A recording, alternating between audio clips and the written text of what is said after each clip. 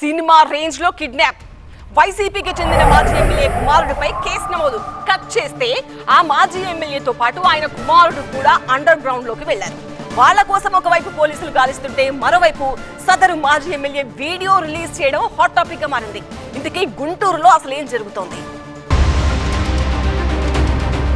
పొగాకు వ్యాపారి సూర్యచంద్రం కుమారుడితో పాటు ఆయన సిబ్బందిని సోమవారం నాడు కిడ్నాప్ చేయడం ఏపీలో కలకలం రేపింది. మాజీ ఎమ్మెల్యే ముస్తఫా కుమారుడితో పాటు పలువురిపై ఆరోపణలు రావడం, కేసు నమోదు కావడం సంచలనంగా మారింది. అయితే తాము ఎవరిని కిడ్నాప్ చేయలేదని అంటున్నారు మాజీ ఎమ్మెల్యే ముస్తఫా.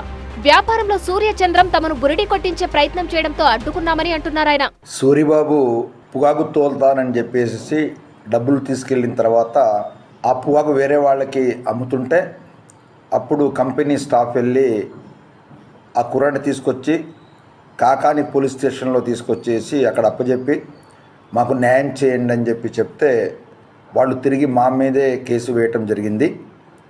సూరిబాబుకి మాకి ఎలాంటి చుట్టరికం కానీ లేకపోతే లావాదేవీలు కానీ లేవు.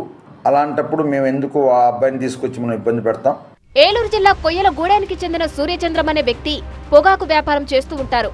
ఎప్పటిలాగే పొగాకు లోడ్లతో సూర్యచంద్రం కుమారుడు అభి, తన డ్రైవర్ బాలరాజు, గుమస్తా దుర్గారావుతో కలిసి సోమవారం రాత్రి పొగాకు బేళ్లను లోడ్ చేసుకుని కొయ్యలగూడెం నుంచి గుంటూరు బయలుదేరారు. కాసేపటికే అభి ఏడుస్తూ తండ్రికి ఫోన్ చేశాడు.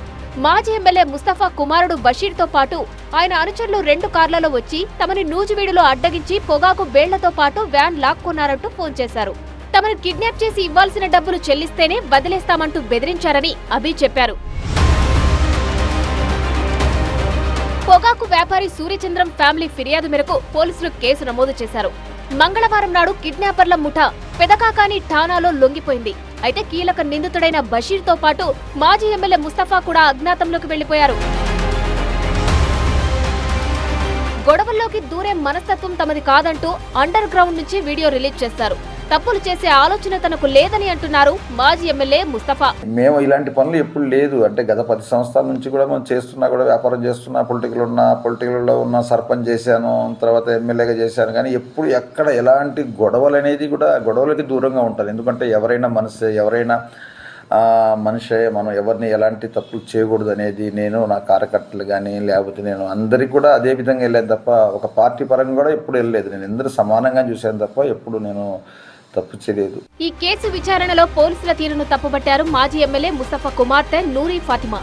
సీసీ ఫుటేజ్ బయట పెడితే అన్ని వాస్తవాలు బయటపడతాయని అంటున్నారు ఆమె. ఇప్పుడు సూరిబాబు అనే వ్యక్తి అసలు తన మీద ఎన్నో కేసెస్ ఉన్నాయి. అసలు ఎలాంటి వ్యక్తి ఏంటి అన్ని తెలిసి కూడా చేసి కూడా ఈ రోజు ముస్తఫా గారి మీద ఆయన ఎంత నెమ్మదిగా ఉండే వ్యక్తి మీద ఈ రోజు ఈ విధమైన కేసులు పెట్టి ఇబ్బంది పెడుతున్నారు. మీరు అందరు చూస్తున్నారు. మా డిమాండ్ ఒకటే, సీసీ కెమెరా ఫుటేజెస్ అన్ని తీసి బయట పెట్టండి. అలాగే కాకాని స్టేషన్ లో ఉన్న సీసీ కెమెరా ఫుటేజ్ బయటికి తీయండి. దాన్ని బట్టి అర్థమవుతుంది నిజాలు వాస్తవాలు అనేది బయటకు వస్తాయని చెప్పి తెలియజేస్తున్నాను. ఈ వివాదంలో తమ పార్టీకి చెందిన మాజీ ఎమ్మెల్యేను ఇబ్బందులకు గురి చేస్తున్నారని వైసీపీ నేతలు మండిపడుతున్నారు.